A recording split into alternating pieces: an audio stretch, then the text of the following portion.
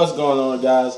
Welcome to our Friday Night Smackdown review. Now, you're probably going to get both this and Crown Jewel tomorrow. I might give Crown Jewel on Monday. We'll see how it goes. But you will definitely be getting this and some reactions and probably Crown Jewel. But anywho, Smackdown was a very uneventful show. Yeah, it really didn't have too much going on because since it was the go home show, obviously pre-taped because pretty much everybody who was on Smackdown was already in Saudi Arabia. They just, like I said, they just pre-taped it. So it really wasn't nothing eventful happening. I mean, I don't even got a lot written down, but let's go through it.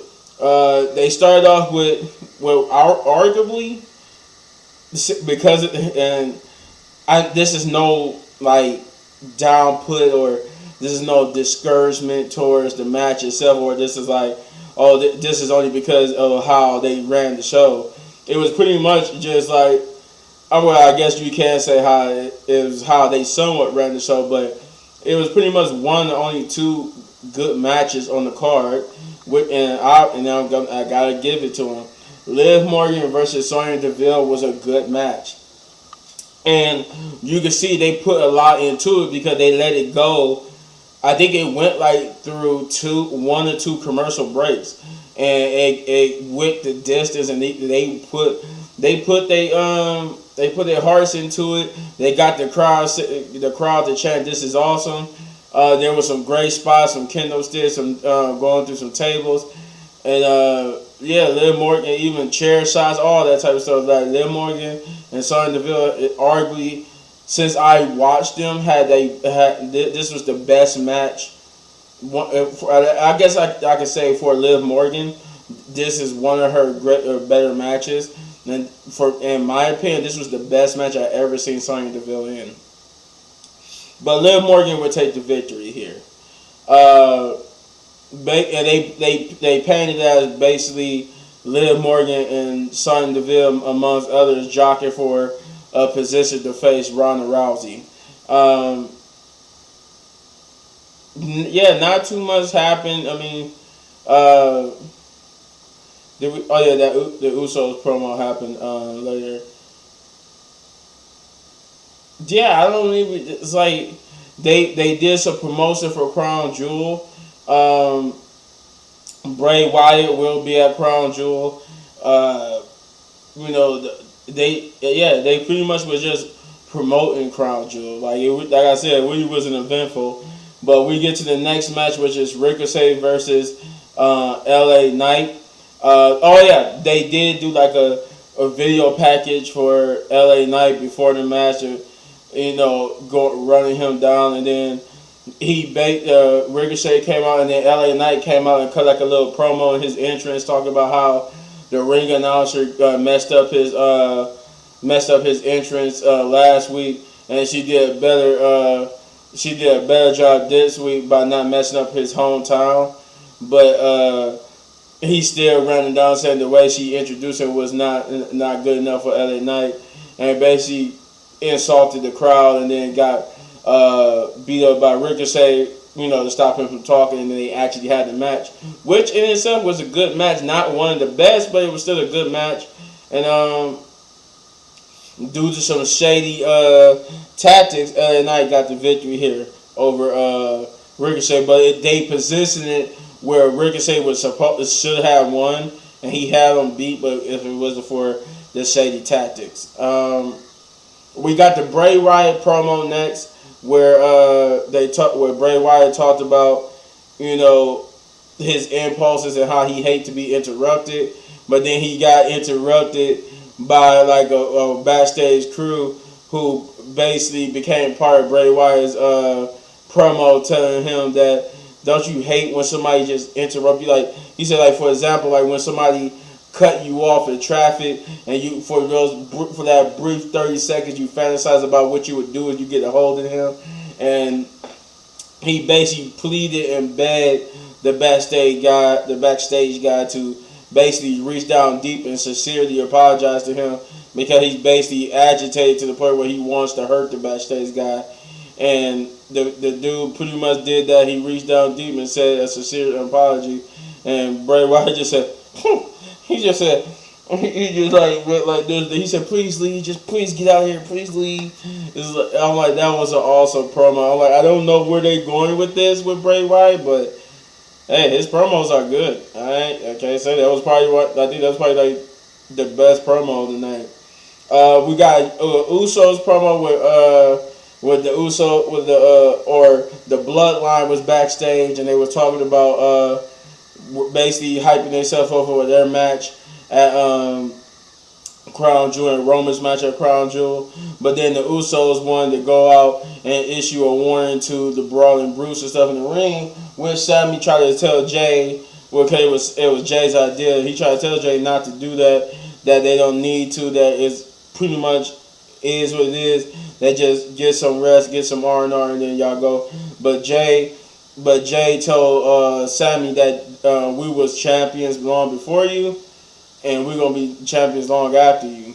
Come on, he told Jimmy to come with him, and Jimmy agreed. He said, I gotta agree, my dog. And they went out to the ring and cut a promo where they basically ran down the Brawling Brutes and how they was gonna go in and dominate. And once they do, they was gonna go and they was setting their sights on the fact that they was gonna break the all-time record for the longest tag team championship reign, which is currently held by the New Day. And this brought out the New Day, to which they confronted them and told them that, hey, look, you counting your chickens before they hatch. You still gotta go up against the Brawling Brutes. But if you by some miracle you get past the Brawling Brutes, then we will be waiting for you.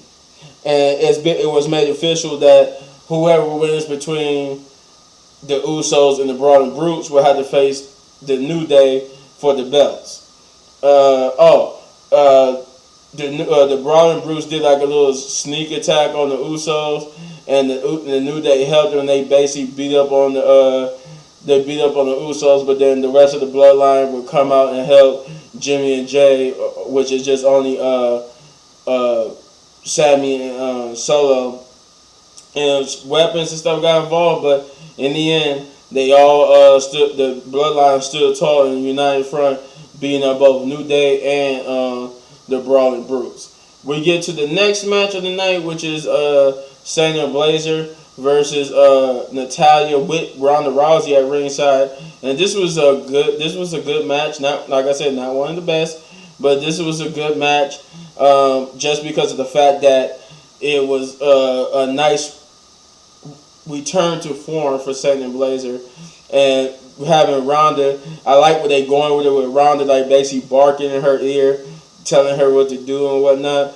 I like the little dynamic they setting up with them too, and how she's making Shayna more vicious. And it showed here that she was vicious. She beat the hell out of Natalya and ended up submitting her, or she put in the Karafuda clutch, and then Natalya basically passed out. We got the Omos promo next, which is, or was it really Omos? It was like MVP. Basically, MVP came out and promoted how Omos was going to beat Braun Strowman at Crown Jewel, and then MVP basically tried to have like a 4-on-1 handicap match for Braun Strowman, to which Braun Strowman just blew through, destroyed them, and basically destroyed MVP. That stood tall for his. I don't think. Yeah, he didn't even come out and say anything. He just beat up everybody and stood tall. We get to the main event match, which is Rey Mysterio versus Gunther. Now this was the second best match, or you could say the first best match. I guess technically, Liv Morgan's was the second best, but this was the best match of the night, where Rey and Gunther with the distance. It was a banger. This is one of the ones where you can say banger after banger after banger, but it was definitely a banger. And whatchamacallit, Rey Mysterio got the victory here. I mean, not the victory. Ah, man, I said it so wrong. Not Rey. I'm sorry, not Rey Mysterio, but Gunther got the victory here. But man, it was a hard fought one. You know what? It was one of the reasons why this was one of the best matches. Because I didn't think they was going to allow Rey Mysterio and Gunther to go the distance like that, and they did. And not only that, it was kickouts on the finishers. Like Gunther hit his finisher, Ray hit a finisher, and they both kicked out. I don't even think Gunther beat Ray with his finisher, the power bomb. I think he did like a big boot in the clothesline, and he pinned Rey Mysterio. But it was no interference or nothing from Ludwig, Kaiser, and Giovanni. They were just a straight up good match, and he defended the title very well. But Rey Mysterio did almost win it on a couple of occasions, but this was a good match. Overall, like I said, not an eventful show.